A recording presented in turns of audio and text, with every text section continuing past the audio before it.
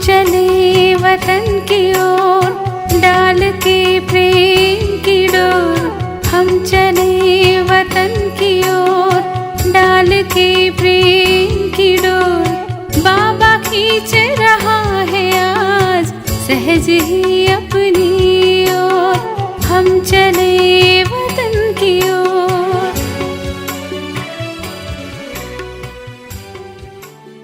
ஓம் சாந்தி. 14/9/1975 அவ்யக்த பாப்தாதா மதுபன். வாணியின் தலைப்பு: அழியாத ஆசனதாரி மேலும் மகா காலனாகி ஒருங்கிணைந்து தயாராகும் சக்தியை உபயோகப்படுத்துங்கள். தன்னை ஒவ்வொரு சூழ்நிலையையும் கடந்து செல்லும் சக்திசாலியான நிலையில் அனுபவம் செய்கிறீர்களா? சக்திசாலியான சூழ்நிலைகளை மாஸ்டர் சர்வசக்திவான் நிலை உள்ளவர்கள்தான் சுலபமாக கடந்து செல்ல முடியும். வரக்கூடிய ஒவ்வொரு நாளிலும் இயற்கை மூலமாக விக்கரால் பயங்கரமான ரூபத்தின் சூழ்நிலைகள் தென்பட்டு கொண்டே இருக்கும். இதுவரையிலும் இருப்பவை சாதாரண சூழ்நிலைகளே ஆகும். விக்கரால் ரூபத்தை இயற்கை இனிமேல்தான் எடுக்கும். அதில் விசேஷமாக ஆபத்துக்களின் தாக்குதல் திடீரென்றுதான் இருக்கும். இப்பொழுதோ கொஞ்ச நேரத்திற்கு முன்பு தெரிய வந்து விடுகிறது. ஆனால் இயற்கையின் அதிபயங்கர ரூபமாக எப்படி இருக்கும்? ஒரே நேரத்தில் இயற்கையின் அனைத்து தத்துவங்களும் ஒன்றாக சேர்ந்து மேலும் திடீரென்று தாக்குதல் செய்யும். எந்தவிதமான இயற்கையின் சாதனமும் காப்பாற்றுவதற்கு உதவ முடியாது. சாதனம் இன்னும் அதிக பிரச்சனையின் ரூபமாக ஆகிவிடும். அந்த மாதிரி நேரத்தில் இயற்கையின் விக்ரால் ரூபத்தை எதிர்கொள்வதற்காக எந்த விஷயத்தின் அவசியம் இருக்கும்? தன்னுடைய அகால் தக்த் நஷீன் அழியாத ஆசனதாரி, அகால் மூரத் அழியாத ஆத்மா ஆவதினால் மகாகாலன் தந்தையின் கூடவே மாஸ்டர் மகாகாலன் சொரூபத்தில் நிலைத்திருந்தீர்கள் என்றால்தான் எதிர்கொள்ள முடியும். மகா விநாசத்தை பார்ப்பதற்காக மாஸ்டர் மகாகாலன் ஆக வேண்டியதாக இருக்கும். மாஸ்டர் மகாகாலன் ஆவதற்கான சுலபமான விதி எது? அகால மூரத் ஆவதற்கான விதி ஒவ்வொரு நேரமும் அகால் தக்த் நஷீன் ஆக அழியாத ஆசனதாரியாக இருப்பது. கொஞ்சமாவது தேக உணர்வு இருக்கும் என்றால் அகால மரணத்திற்கு சமமாக திடீரென்ற தாக்குதலில் தோல்வி ஏற்பட்டுவிடும். எப்படி இயற்கையின் 5 தத்துவங்கள் விக்ரால் ரூபத்தை எடுக்கும், அதுபோலவே 5 விகாரங்களும் தன்னுடைய சக்திசாலியான ரூபத்தை எடுத்து கடைசி தாக்குதலை மிக சூக்ஷ்ம ரூபத்தில் முயற்சி செய்யும். அதாவது மாயா மற்றும் இயற்கை இரண்டுமே தன்னுடைய முழு சக்தியுடன் கடைசி முயற்சியை செய்யும்.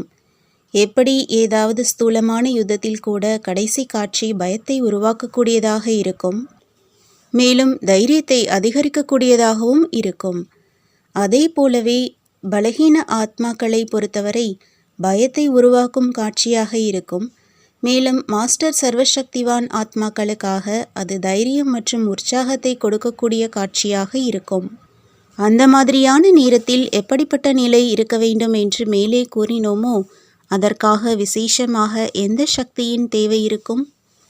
ஒரு நொடியில் வெற்றி அல்லது தோல்வி என்ற காட்சியில் எந்த சக்தியின் தேவை இருக்கிறது? அந்த மாதிரி நேரத்தில் சாரத்தில் சக்தியின் அவசியம் இருக்கிறது. யார் தன்னுடைய தேக அபிமானத்தின் எண்ணத்தை, உடல் சம்பந்தப்பட்ட உலகின் சூழ்நிலைகளின் எண்ணத்தை என்னவாகுமோ என்ற எண்ணம் ஆகிய இந்த குழப்பமான எண்ணத்தையும் சுருக்கத்தில், அதாவது சாரமாக ஆக்க வேண்டும்.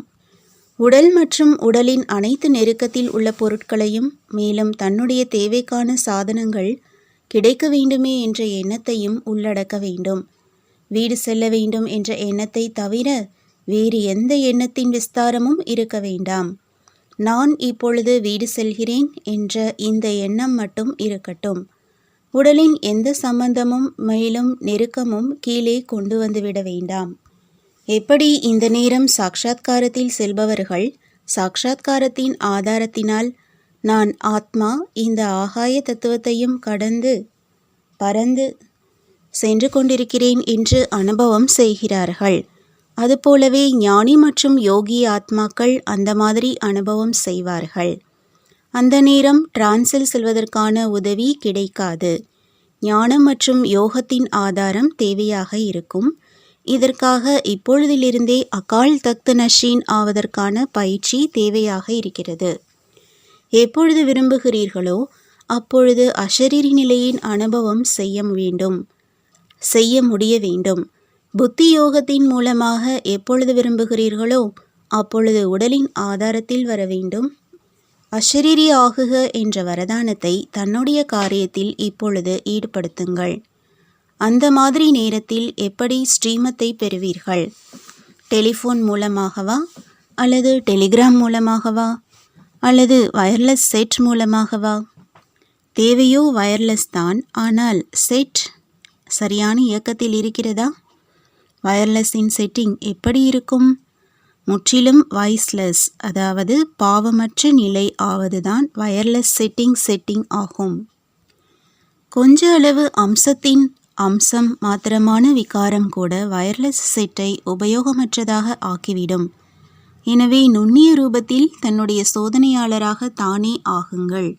அப்பொழுதுதான் இயற்கை மற்றும் 5 விகாரங்களின் இறுதி விடை பெறுவதின் தாக்குதலில் வெற்றியாளராக ஆகி எதிர்கொள்ள முடியும். இதே இயற்கை தாக்குவதற்கு பதிலாக பாராட்டு தெரிவிக்கும் காட்சிகளை எதிரில் கொண்டு வரும்.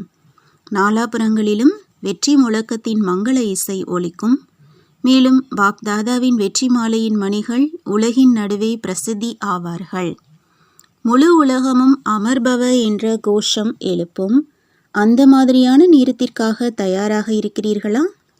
நேரம் உங்களை தயார் செய்யுமா, அல்லது நீங்கள் நேரத்தை வரவழைப்பீர்களா? சரியான நேரத்தில் விழித்தெழுபவர்களுக்கு என்ன பட்டம் கொடுக்கலாம்? ஒருவேளை சரியான நேரத்தில் எழுவீர்களா, அல்லது நேரம் தயார் செய்துவிடும் என்று யோசிப்பீர்களா, அல்லது சமயம் வரும்போது ஆகிவிடும் என்று நினைத்தீர்கள் என்றால் பிராமண வம்சத்திற்கு பதிலாக சத்திரிய வம்சத்தினர் ஆகிவிடுவீர்கள். எனவே இந்த ஆதாரத்தையும் எடுக்காதீர்கள். புரிந்ததா?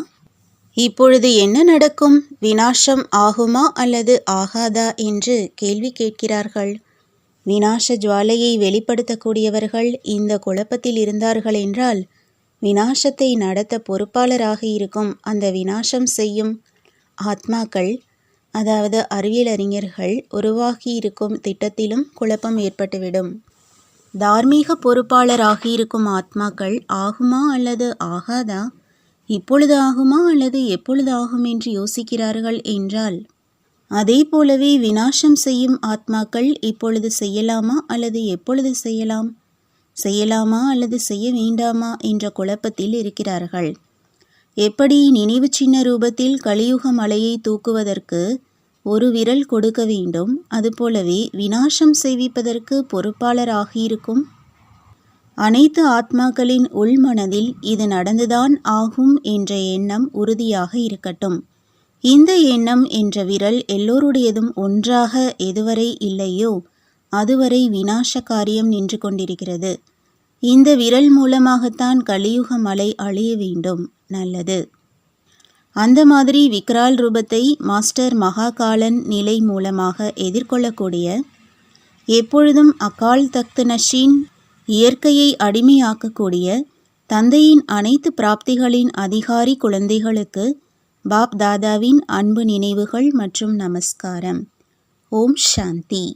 तुम बच्चों को तो सर्विस करनी है, जो बाबा कहते हैं सबको ये बताओ कि देखो तुम्हारा एम एंड ऑब्जेक्ट ये है, एक गीता है बगैर, ये राजयोग है ना बच्चे।